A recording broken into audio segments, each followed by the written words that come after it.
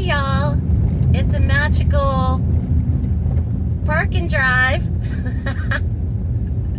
I've tried to go to a couple of places today to do my magical walk and talk, and there was noise and traffic and tractors and weird people, and I'm thinking I just can't get this done, so I'm going to try to drive and do a magical drive and talk. Because I felt the need. I felt the need to do a magical talk today.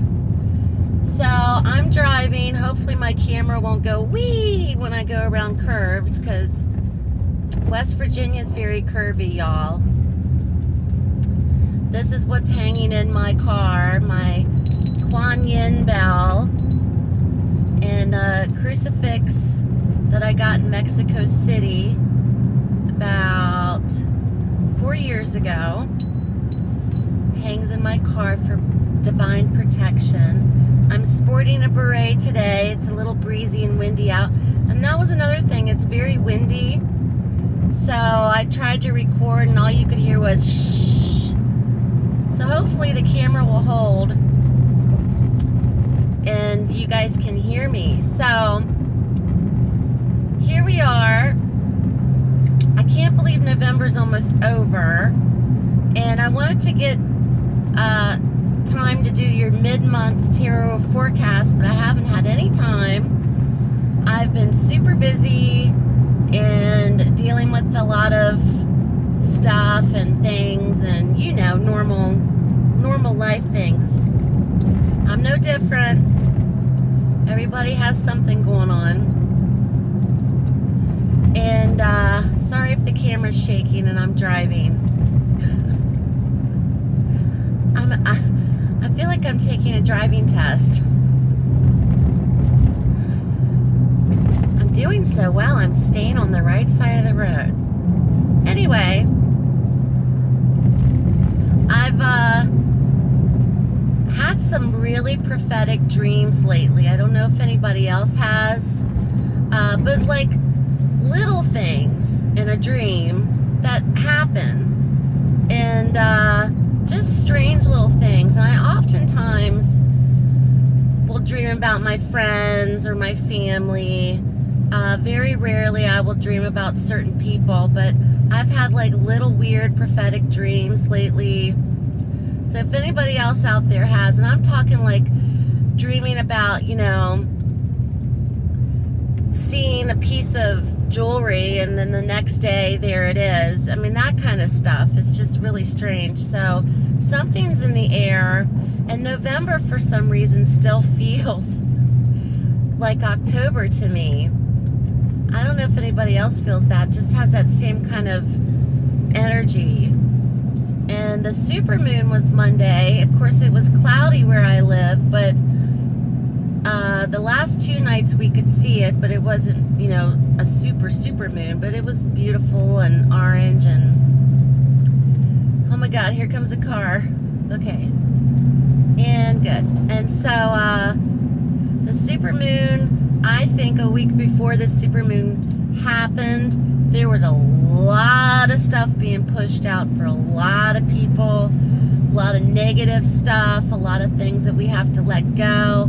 And it also kind of threw things in our face as well. Kind of dealing with issues that we pretend don't exist, or we're procrastinating and don't want to deal with them, yada, yada, yada. So, yeah, there was a lot of things just being forced to deal with. I really felt that a few people I know were dealing with stuff like that. So yeah, it was an intense energy. We're still in the sign of Scorpio, I think, until the 22nd. The moon left sign of Taurus, and I think it's now in the sign of Gemini. Something like that. All right, I'm coming to a stop sign. Hopefully I can handle this. So, I've never taped myself driving and talking at the same time. Of course, people talk on their phones and drive at the same time, so, you know. I'm going to go down a country road, y'all. West Virginia has a lot of back roads. Of course, a lot of places have a lot of back roads, but I grew up knowing all these back roads because my dad would take me on them all the time, so I kind of know them like the back of my hand. Hopefully this one's not too bumpy or too hilly. Oh, wee! It's a little hilly. Oh, there's baby goats. I wish you guys could see that. There's a lot of farmland where I'm at right now, but it's beautiful here. So a lot of stuff has come up in terms of that I've seen on Instagram, people's postings, and even Facebook after this election, and about love and about loving each other and self-love, and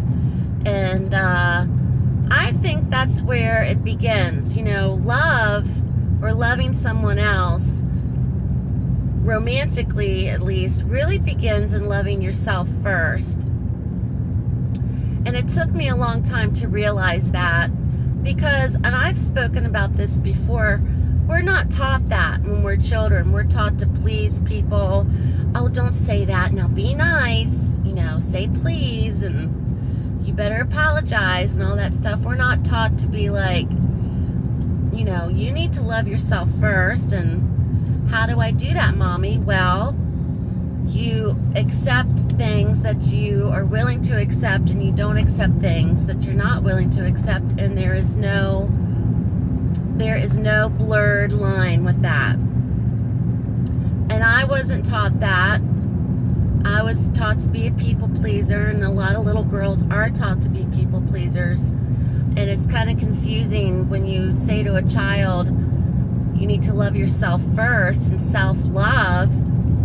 And it's like, what is that? So I think that really begins at home. I think it really begins as children. And I think as we grow into adults, it's still there. So, and I'm coming to a complete stop because there's a giant moving truck in front of me. I'm going to follow them. Anyway, so if you encounter relationships that are not going smoothly, the problem seems to be you, or you're being blamed for problems, and yada, yada, yada. Really, the problem is with you, but it's coming from somebody else. It's like they're projecting. And how much are you willing to take in a relationship? And how much are you willing to expend of yourself? And I saw some quote somewhere that relationships are like investments. If it's a bad relationship, there's no use in putting your time and energy into that investment. I've had my share of bad relationships, and I'm still continuing to go through stuff like that. You know, what boundaries do you have? What are you willing to accept? What are you willing to accept about a person that you know that you can't change? I think women many times want to get with somebody and want to change that person or want to help that person, and especially if you're an empath or if you're empathic. I hope I'm not yelling. I feel like I have to talk really loud. You feel the need to help somebody heal. You feel the need to help them and all this stuff. And quite frankly, you should be helping yourself, girl. And that's where I'm at, you know. It's all about helping yourself and doing what's right for you. Now there's a car behind me. Perfect. So, what are you willing to sacrifice in a relationship? What are you willing to accept? What are you willing to change about yourself? You can't change other people. And it really comes down to them wanting to change for themselves. I've been in many relationships where I've gotten out of them and the person did change in time. And I was part of their story for whatever reasons. I was part of their healing process. I was part of my own healing process. And, oh, I'm going around a big curve. Oh.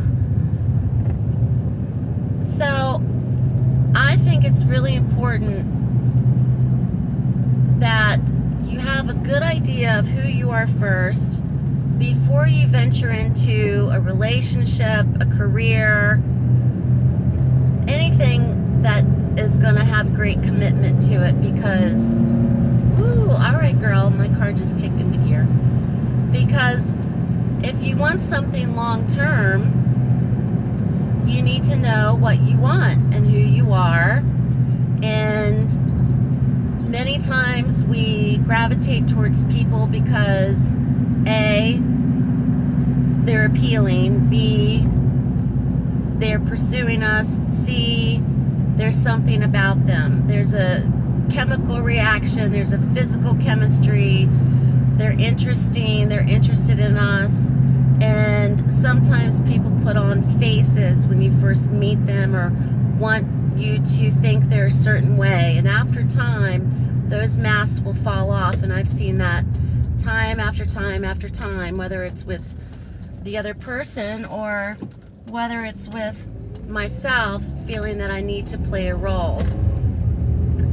And we don't need to be playing roles anymore. We need to be ourselves. We need to be comfortable in who we are. And we don't need to apologize. And it's okay to be comfortable in your skin. And it's okay to be comfortable in your own skin in a relationship. And you should be comfortable in your own skin in a relationship.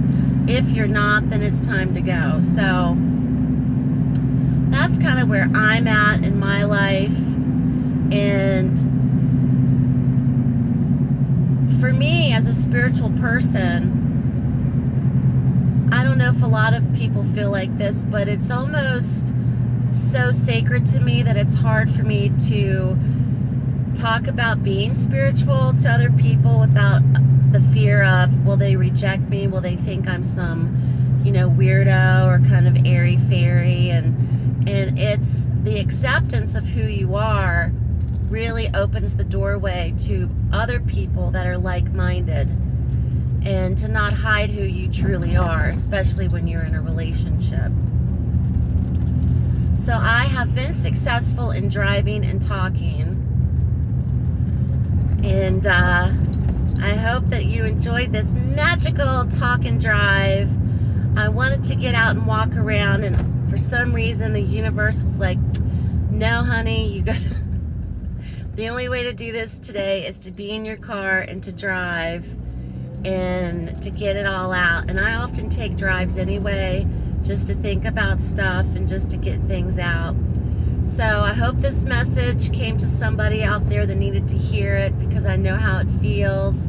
We're all going through something. We're all going through a process. I think that's why many people want spiritual readings, whether you're a medium, tarot reader, psychic reader, voodoo priestess, whatever you do. People want answers. People need help. People want therapies. People want validation. So this is my validation to you guys today. Thank you so much for watching and supporting me and my channel. I appreciate all of you. I'll be back hopefully for a magical walk and talk next time. So take care, everybody, and I'll speak to you soon.